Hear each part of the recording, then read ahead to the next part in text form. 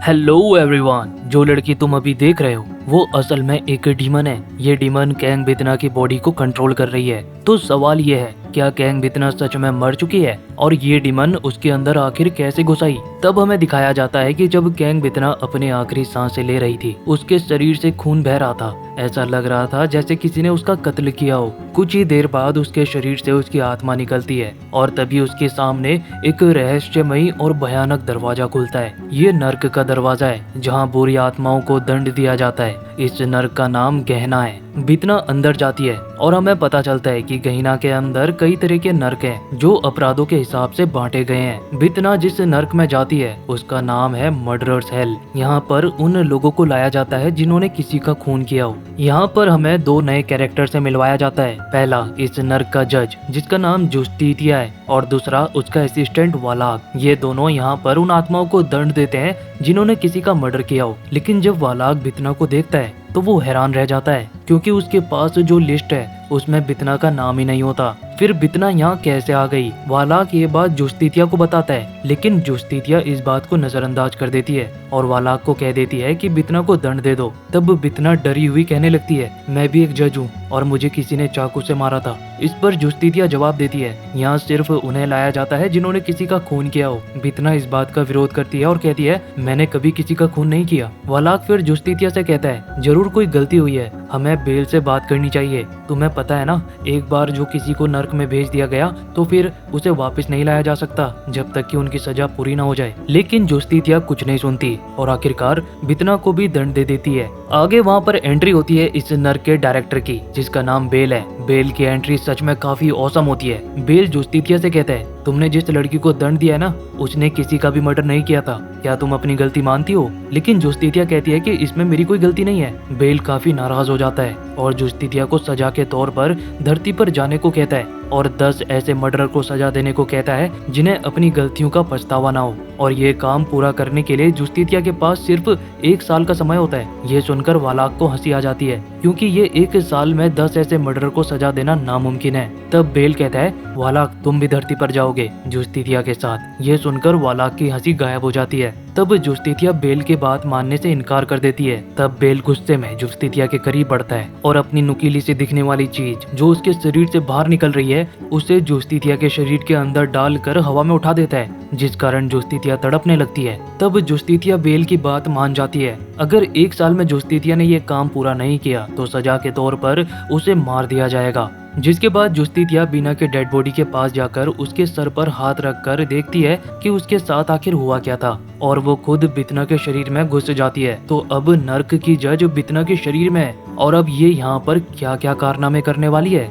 तो चलिए देखते हैं। आगे हमें बितना को कोर्ट में जाते हुए दिखाया जाता है जहाँ पर ये एक केस को जज करने के लिए आई है। उसके एंटर होते ही सभी खड़े हो जाते हैं। बितना कहती है कि मैं थोड़ा आज बिजी हूँ तो केस को जल्दी से शुरू करो। यहाँ पर डाउन के ऊपर एक आदमी के हाथ तोड़ने का इल्जाम लगा होता है। बितना कोल्ड ड्रिंक पीते हुए केस को सुन रही है। डाउन बताता है कि मैं एक मुजरिम का पीछा कर रहा था, उसके पास चाकू था, उसके हाथ से चाकू गिराने के लिए मैंने उसे लात मारी। चाकू नीचे गिरने के बाद मैंने उसे पकड़ लिया, लेकिन अब उस मुजरिम ने मुझ पर इल्जाम लगाया है कि मेरी लात मारने के कारण उसका हाथ टूट गया। तब मुजरिम के प्रोसिक्यूटर कहते हैं, ये ही सच है, हमारे पास मेडिकल रिपोर्ट भी है और तब से लेकर वो अपने हाथ से खाना भी नहीं खा पा रहा है। तब बितना बड़बड़ाते हुए कहती है, इसे तो भूखे ही मर जाना चाहिए था। जिसे सुनकर सब आपस में बात करने लगते हैं कि एक जज ऐसा कैसे कह सकती है। तब प्रोसिक्यूटर कहता है कि आप ऐसा नहीं कह सकती। जिस पर बितना कहती है, तो तुम क्या चाहते हो कि पुलिस मुजरिम से चाकू प्यार से मांगना शुरू कर दे? अरे प्यारे मुजरिम भाई, मुझे अपना चाकू दे दो, क्या ऐसे पुलिस वाले मांगे?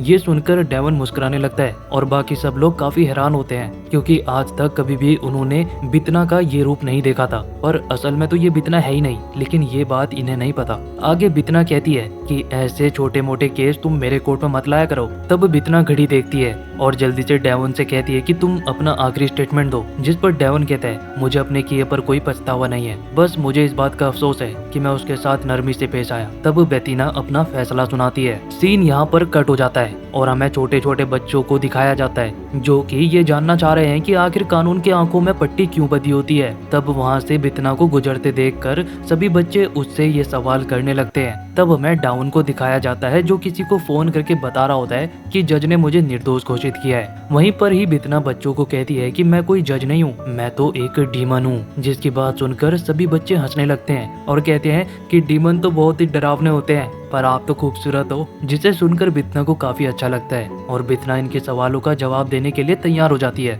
बितना कहती है कि इनकी आंखों में पट्टी बंधी हुई है क्योंकि ये मुजरिम के साथ हाइड एंड सीक खेल रही हैं। तब एक पूछता है कि इनका नाम क्या है, जिस पर बितना कहती है कि इनका नाम है जुस्तीतिया।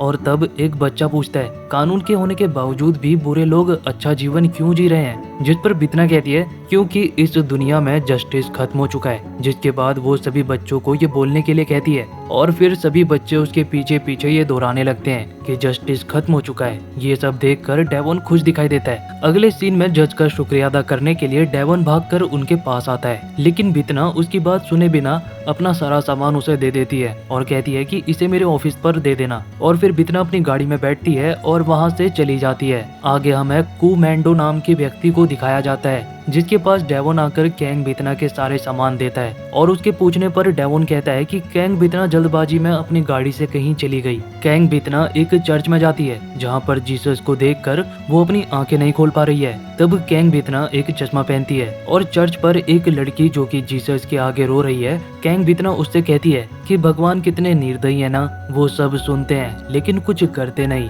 तब वो पूछती है कि तुम कौन हो, जिस पर कैंग बितना कहती है मैं तुम्हारी केस को जज करने वाली हूँ, तुम ऐसे इंसान को कैसे छोड़ सकती हो जिसने तुम्हें मारने की कोशिश की। तब वो लड़की घबराकर वहाँ से चली जाती है। कैंग बितना उसके पीछे पीछे भागती है और कहती है कि मिस चा मेरी बात सुनो, मुझे सच बताओ, जब तक तुम मुझे सच नहीं बताओगी मैं कैसे नतीजे पर आऊंगी। तब वहाँ पर दो पुलिस वाले आ जाते हैं। मिस चा कहती है कि ये मेरा पीछा कर रही है। कैंग बितना कहती है कि मैं जज हूँ और मैं बस अपना काम कर रही हूँ। तब पुलिस वाले कैंग बितना से उसकी आईडी मांगते हैं पर उसके पास आईडी नहीं होती। तब पुलिस वालों को लगता है कि ये कोई पागल औरत है और उसे अपने साथ चलने को कहते हैं। पुलिस स्टेशन में डेवॉन होता है और तभी वहाँ पर कैंग बितना को लाया जाता है। डेवॉन को वहाँ पर देखकर बितना कहती है कि तुम तो डेवॉन हो ना। जिसके बाद डेवॉन कैंग बितना से कुछ सवाल जवाब करता है और फिर छोड़ देता है। डेवॉन बितना से कहता है कि तुम बच्चों से ये क्यों कह रही थी कि तुम एक डीमन हो। ये सवाल डेवॉन मजाक में पूछता है, जिस पर कैंग बितना कहती है कि तुम्हें क्या लगता है। डेवॉन कहता है कि मुझे नहीं पता कि डीमन होते हैं या नहीं, पर मुझे इतना जरूर पता है कि भगवान नहीं होते, अगर होते तो इस धरती का ये हाल नहीं हो रहा होता। जिस पर कैंग बितना कहती है कि इसमें भगवान और शैतान का कोई लेना देना नहीं है, इन सब का कारण तो इंसान है। यहाँ पर हमें पता चलता है कि जुस्तीतिया को इंसान पसंद नहीं है। अगले दिन कोर्ट में सभी मौजूद होते हैं। केस की कार्रवाई शुरू होती है। मोन नाम का एक व्यक्ति पर अपनी गर्लफ्रेंड को कई बार बुरी तरह मारने और उसे जान से मारने की धमकी देने का गंभीर आरोप लगा होता है। उस लड़की की तस्वीर देखकर तो सभी भौचक्के रह जाते हैं क्योंकि लड़की को बड़ी ही बेरहमी से मारा इस आदमी ने। कैंग बितना पूछती है कि तुमने इसे क्यों मारा, क्या तुम अपने गुनाह कबूल करते हो। जिस पर मून कहता है कि मैंने इसे मारा जरूर है लेकिन मैंने इसे धमकी नहीं दी। मून ने अपनी गर्लफ्रेंड को इसलिए पीटा था क्योंकि वो इससे ब्रेकअप करना चाहती थी। ये सारी बात बताकर वो रोने लगता है। मून का ये नाटक देखकर कैंग बितना उसे चिल्लाकर चुप रहने को कहती है। प्रोसिक्यूटर चाहते हैं कि इस आदमी को 1 साल की कड़ी सजा हो। तब कैंग बितना अपना फैसला बाद में सुनाने को कहकर कोर्ट को बर्खास्त कर देती है। अगले सीन में मैंडो बिताना से पूछता है तुम क्या सोच रही हो, जिस पर कैंग बिताना कहती है कि 1 साल की सजा अपनी गर्लफ्रेंड को बेरहमी से पीटने के लिए और 1 साल की सजा मेरे सामने रोने के लिए, तो मिलकर हुए 2 साल की सजा। जिस पर मैंडो कहता है लेकिन प्रोसिक्यूटर ने तो सिर्फ 1 साल की सजा की मांग की है। जिस पर कैंग बिताना कहती है कि जज मैं हूँ और फैसला भी मेरा होगा। तब हमें पता चलता है कि मैंडो और कोई नहीं बल्कि वालाक ही है जो जुस्तीतिया के साथ धरती पर आया है और दोनों काफी परेशान हैं क्योंकि अभी तक इन्हें एक भी ऐसा मुजरिम नहीं मिला जिसे ये नर्क भेज सके। तब डेवॉन का फोन आता है और वो कैंग बितना को मिलने के लिए बुलाता है। मिलकर डेवॉन कहता है कि मैंने मून को उस लड़की के पेरेंट्स को डराते हुए देखा था और मुझे डर है कि जेल से रिहा होने के बाद वो मिस चा को मारने की कोशिश करेगा। ये सुनकर बितना कुछ सोचने लगती है। कैंग बितना मिस चा के पेरेंट्स से मिलती है। दोनों बितना को सभी बातें बताने लगते हैं। उनकी दुख भरी बातें सुनकर बितना रोने का नाटक करते हुए कहती है मुझे सारी बात शुरू से बताओ तभी मैं कुछ कर पाऊंगी। आज केस का